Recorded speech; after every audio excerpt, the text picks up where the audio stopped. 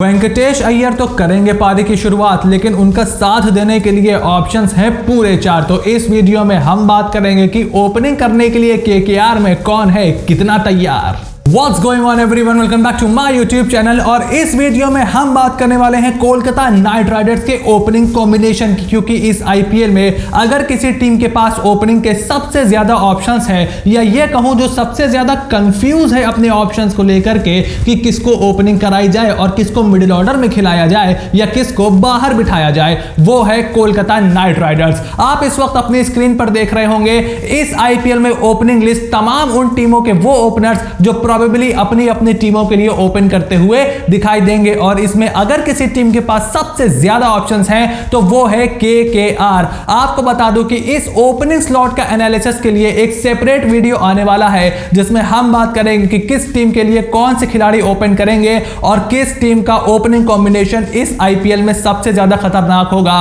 With data, with numbers, with past record, complete analysis, complete exclusive content आपके लिए आएगा। So make sure you hit the subscribe button, press the bell notification, ताकि इस तरीके का exclusive और सबसे अनोखा कंटेंट आप बिल्कुल भी मिस ना करो, जो आपके लिए जानना जरूरी है before the IPL 2022। Now coming back to this video. इस वीडियो में कोलकाता नाइट राइडर्स के माइंडसेट को तो हम जानने की कोशिश करेंगे ही, साथ ही में यह भी बात करेंगे जो उनके सीईओ वेंकी मैसूर और हेड कोच ब्रेंडन मैकलम कहते आ रहे हैं काफी लंबे समय से, और वो है इंटेंट की बात, और अगर आप किन खिलाड़ियों से ओपन करोगे और उससे आपके टीम के बैलेंस पर असर क्या पड़ेगा वो भी करने वाले हैं। क्योंकि आप में से काफी सारे लोग कमेंट सेक्शन में आके मेरे से बोल रहे हो, अपनी अपनी प्लेइंग 11 बता रहे हो, तो इस वीडियो में हम उनको भी एनालिसिस करेंगे और ये जानने की कोशिश करेंगे कि कौन सी प्लेइंग 11 इन माय ओपिनियन होगी केकेआर के लिए सबसे सटीक। अगर आपके मन में कोई सवाल है या आपकी कोई ऑब्जर्वेशन है, make sure to write it in the comment section down below. और अब बिना देर किए इस वीडियो को स्टार्ट करते हैं। देखिए, वेंकटेश अय्यर तो आपके एक ओपनर कंफर्म है, खास करके जो पिछले साल उन्होंने परफॉर्मेंस दी थी। टीम इंडिया जरूर उनको इस वक्त मिडिल ऑर्डर में आजमा रहा है, लेकिन कोलकाता नाइट राइडर्स के लिए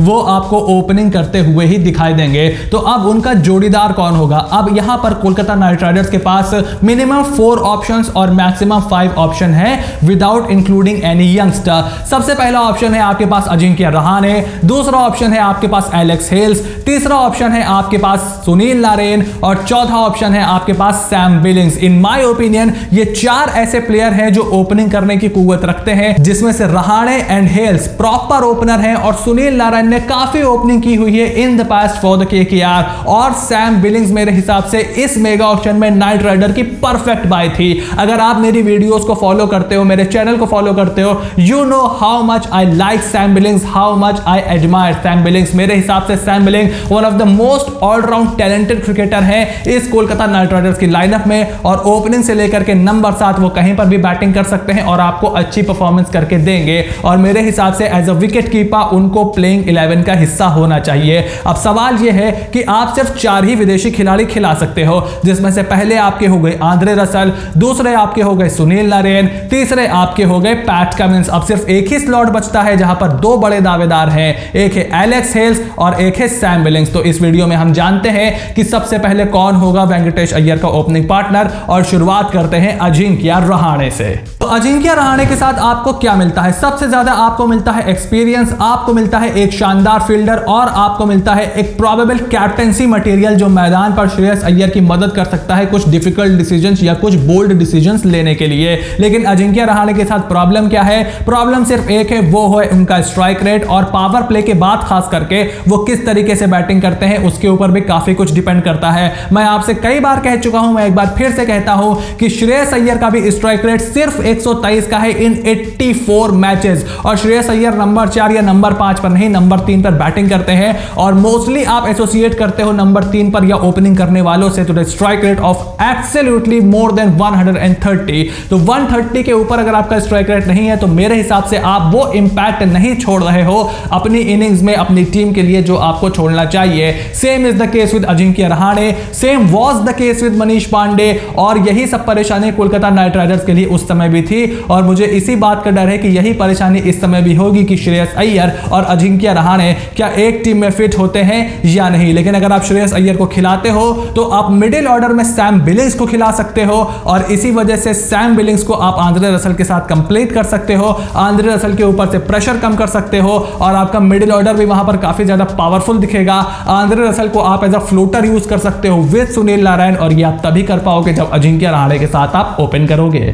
सेकंड ऑप्शन है आपके एलेक्स हेल्स। अब एलेक्स हेल्स के बारे में ज्यादा बात करने की जरूरत नहीं, he is a gun T20 batsman, he is a proven match winner in the white ball cricket. लेकिन एलेक्स हेल्स इतना ज्यादा IPL अभी खेले नहीं है, और स्पिन के सामने वो कैसे अटैक करते हैं, कैसे अडेप्ट करते हैं, ये बहुत ही क्रूशियल स्टेज होने वाली है। क्योंकि अगर आप वेंकटेश अय्यर के साथ उनको पेयर करते हो तो मिडिल ऑर्डर में आपको शेल्डन जैक्सन को खिलाना पड़ेगा, जो इतने ज्यादा IPL उन्होंने खेला नहीं है, इतना ज्यादा एक्सपेक्टेशंस उनके ऊपर कभी नहीं है जितनी इस बार उनके बारे में बात हो रही है। इतनी ज्यादा बात उनके बारे में कभी नहीं हुई इन माय ओपिनियन। और एलेक्स हेल्स को अगर आप टॉप ऑर्डर में खिलाते हो तो आप टॉप 6 ओवर का तो फायदा उठा सकते हो, लेकिन उसके बाद आपको नंबर 3 पे खिलाना पड़ेगा श्रेयस अय्यर को, और मिडिल ऑर्डर आपको वहां पर कंपैक्ट करना पड़ेगा Nitish Rana, who is not that consistent of a performer. जितने रुपए आपने उन पर खर्चा किए हैं because of his allround abilities, और नीतीश राणा के साथ भी थोड़ा अनफेयर रहता है, कभी आप उनको ओपन कराते हो, कभी 4 पे खिलाते हो, कभी 6 पे भेजते हो, तो उसका भी बेनिफिट ऑफ डाउट उनको देना पड़ेगा। लेकिन फिर आपको 4-5 पे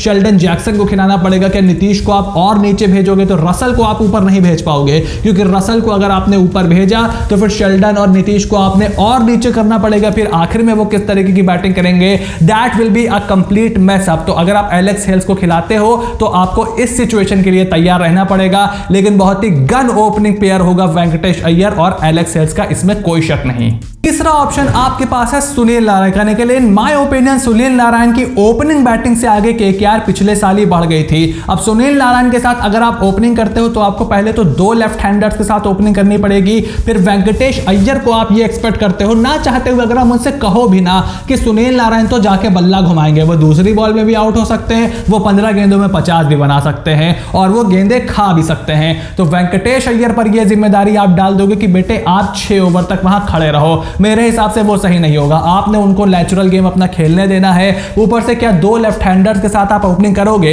सुनील नारायण जब ओपन किया करते थे तब उनके साथ क्रिस लिन थे, वो राइट हैंड बैट्समैन। पिछले साल भी हमने देखा कि पहले नीतीश और शुभमन ओपन करते थे, उसके बाद शुभमन और वेंकी ओपन करते थे, और ज्यादातर टीमें लेफ्ट और राइट हैंड कॉम्बिनेशन प्रेफर करती हैं। तो क्या आप 2 लेफ्ट हैंडर्स के साथ जाओगे, वो भी तब जब सुनील नारायण मेरे हिसाब से इस पास्ट इज बैटिंग प्राइम। कभी कभी आप उनको एज अ फ्लोटर भेज सकते हो जब आप देखो कि काफी ज्यादा स्पिनर्स बॉलिंग कर रहे हैं, सामने वाली टीम के पास इतने ज्यादा गन पेसर्स नहीं है जो बहुत तेज बॉलिंग डाले, सुनील नारायण को शॉर्ट बॉल पे परेशान करें, तब आप उनको कभी 4 पे, कभी 3 पर, कभी 5 पर इस तरीके से ट्राई कर सकते हो, स्पेशली अगर आप कोई एक्सपेरिमेंट करने को देख रहे हो। लेकिन ओपनिंग में मेरे हिसाब से he is past his prime and that will not be a good decision. लेकिन हैविंग सेड दैट, ये एक ऑप्शन जरूर है KKR के पास कि वो इस बार फिर से सुनील नारायण को वेंकी के साथ ट्राई करे as an opener. Fourth option जो कोलकाता नाइट राइडर्स के पास ट्राई करने को है as an opener in IPL 2022, वो है सैम बिलिंग्स। अब सैम बिलिंग्स ऐसे प्लेयर है जो ओपनिंग से लेकर के नंबर 7 आपके कहीं भी खेल सकते हैं। लेकिन अगर आप सैम बिलिंग्स को खिलाते भी हो एज अ विकेट कीपर तो भी आपके सामने परेशानी वही आएगी जो एलेक्स हेल्स को खिलाने पर आएगी, और वो है कि आंद्रे रसल को आप बिल्कुल अकेला छोड़ दोगे नीचे। आप पैट कमिंस से एक्सपेक्ट करोगे कि आके छक्के मारो। इस बार दिनेश कार्तिक भी आपके पास नहीं है। शेल्डन जैक्सन को क्या आप नंबर 6 पर बैटिंग कराओगे, इतनी ज्यादती करोगे उनके पहले प्रॉपर IPL सीजन पर, क्या आप उनको नंबर 6 पर बैटिंग कराओगे? मेरे हिसाब से वो सही नहीं होगा। और अगर आप सैम बिलिंग्स से ओपन करते हो तो रसल बीच में अकेले छूटते हैं लास्ट में, और अगर आप रसल को एज अ फ्लोटर यूज करोगे तो नीचे का मामला आपका एकदम खाली हो जाएगा, क्योंकि इस बार आपके पास DK तरीके का कोई बैट्समैन नहीं है। मेरे हिसाब से आप बेन कटिंग टाइप के या रॉवमैन पॉवल को एज अ ले सकते थे, हालांकि रॉवमैन पॉवल की बोली काफी आगे चली गई, लेकिन आपको एक प्रॉपर ऑलराउंडर चाहिए था as a backup for Russell. वो आपने बड़ी गलती की इन द मेगा ऑक्शंस। मेरे हिसाब से मोहम्मद नबी की जगह आप किसी फास्ट बॉलिंग हिटर को ले सकते थे, जेम्स नीशम को आप वहां पर ट्राई कर सकते थे, लेकिन आपने वो नहीं किया। अब खैर द पास्ट इज पास्ट, अब हमें अभी कॉन्सेंट्रेट करना है यहां पे। तो मेरे हिसाब से आप सैम बिलिंग्स को अगर खिलाते हो एज एन ओपनर तो मिडिल ऑर्डर आपका खाली हो जाएगा, जस्ट लाइक आपका एलेक्स हेल्स को खिलाने से खाली हो जाएगा। और अगर सैम बिलिंग्स कीपिंग करते भी हैं तब भी आपको मिडिल ऑर्डर में कोई एक यंगस्टर खिलाना पड़ेगा। आपके हिसाब से कौन सा यंगस्टर खेल सकता है मिडिल ऑर्डर में अगर आपकी नजर में कोई है, make sure to write it in the comment section down below और फिर उस पर भी बात करेंगे। अब अगर आखिरी में मैं अपना ओपिनियन दूं कि मैं किसको चाहता हूं कि वेंकटेश अय्यर का ओपनिंग पार्टनर बने for KKR in the IPL 2022, वो है अजिंक्य रहाणे। मेरे हिसाब से अजिंक्य रहाणे को अगर आपने खरीदा है तो किसी प्लान के तहत ही खरीदा होगा, कुछ भरोसा आपने जताया ही होगा। अमूमन फ्रेंचाइजीज बात करती हैं प्लेयर से उनको लेने से पहले कि हम आपकी तरफ देख रहे हैं, कि आप इंटरेस्टेड हो, कि आप ये जिम्मेदारियां निभा सकते हो। पता नहीं केकेआर ने किया कि नहीं किया, लेकिन अगर किया था तो अच्छी बात है, और अगर नहीं भी किया था अब आपने उनको ले लिया है। अजिंक्य रहाणे के अंदर भी थोड़ी भूख है, he wants to prove himself. अभी रणजी ट्रॉफी में उन्होंने पहले ही दिन शतक जड़ दिया है। उम्मीद करते हैं कि वही अच्छी फॉर्म लेकर के वो आईपीएल में आएंगे और हमें अजिंक्य रहाणे दी ओल्ड अजिंक्य रहाणे दिखाई देगा, जो कम से कम पावर प्ले में अच्छी हिटिंग करता है, कदमों का इस्तेमाल करके स्पिनर्स को लंबे लंबे छक्के मारता था, और उनके प्रेजेंस वहां पर एक लीडरशिप एबिलिटी भी प्रोवाइड करेगी ग्राउंड पे। उनकी फील्डिंग में कोई कमी नहीं है, सबसे बेहतरीन बात यह है। तो मेरे हिसाब से आपको अजिंक्य रहाणे वेंकटेश अय्यर के साथ जाना चाहिए। वेंकटेश अय्यर को अलाउ करना चाहिए कि वो खुल करके अपना गेम खेलें। उसके बाद नंबर 3 पे श्रेयस अय्यर को भी ये करना चाहिए कि वो भी आके थोड़ी अच्छे स्ट्राइक रेट से बैटिंग करने की कोशिश करें, एटलीस्ट 130 के अब ले जाए अपना स्ट्राइक रेट, क्योंकि अगर आप धीमा खेलोगे तो वो टीम को फायदा नहीं नुकसान करता है। हमने ये देखा जब केएल राहुल ने अपना गेम चेंज किया पंजाब किंग्स के लिए, रन उन्होंने बहुत बनाए लेकिन वो मैच विनिंग रन नहीं थे, इंपैक्टफुल रन नहीं थे। इंपैक्ट आपके मयंक अग्रवाल करते थे, तो वही चीज करनी होगी यहां पे श्रेयस अय्यर को। इंपैक्टफुल पारी खेले, सामने से लीड करें, खड़का कर खेले और लंबी बैटिंग खिलाएं। इसी वजह से मैं नंबर 4 पे नीतीश राणा को खिलाऊंगा। उसके बाद मैं आंद्रे रसल, सैम बिलिंग्स वगैरह वगैरह से मैं अपनी प्लेइंग 11 बनाऊंगा। अब इस पूरे मामले में आपका क्या ओपिनियन है? Make sure to write it in the comment section down below. आप में से काफी लोग नाराज हुए थे जब मैंने कोलकाता नाइट राइडर्स के ऊपर वो रिव्यू दिया था जो मैं फील करता हूं। मेरे हिसाब से डेथ बॉलिंग बहुत बड़ी कमजोरी है। Umesh Yadav is not a good death bowler, PAT Cummins is not a good death bowler, Andre Russell has his injury concerns. अब आपका बैकअप भी उनके पास नहीं है, मिडिल ऑर्डर में आपके पास बैकअप नहीं है, ओपनिंग में भी आपके पास इतना ज्यादा बैकअप नहीं है। आपके पास अनटेस्टेड अनप्रूवन प्लेयर हैं। जहां तक आईपीएल की बात करते हैं, सैम बिलिंग्स पर आप एक्सपेक्टेशन डाल रहे हो। मोहम्मद नबी को आप क्या मुंबई के छोटे ग्राउंड में 3 स्पिनर खिलाओगे? आप नहीं खिलाओगे। तो ये रिव्यू जब मैंने दिए थे तो काफी लोग गुस्सा हुए थे। अब आपका क्या ख्याल है ओपनिंग रिव्यू पे? Make sure to write your opinion in the comment section down below. अगर आप मेरे से कुछ कहना चाहते हो और मैं आपको रिप्लाई नहीं दे पाता किसी वजह से, तो आप मुझे इंस्टाग्राम या ट्विटर पर भी फॉलो कर सकते हो और वहां पर भी अपने सवाल पूछ सकते हो, मेरी फोटोज के नीचे कमेंट कर सकते हो, ट्विटर पर मुझे टैग कर सकते हो। अगर आप ट्विटर नहीं यूज करते, make sure to start using Twitter, it's a very good platform. Video पसंद आई हो तो वीडियो को लाइक कीजिए, काम पसंद आया हो तो ही चैनल को सब्सक्राइब कीजिए और इसी तरीके की शानदार एनालिसिस के लिए बने रहिए स्पोर्ट्स एनकाउंटर के साथ।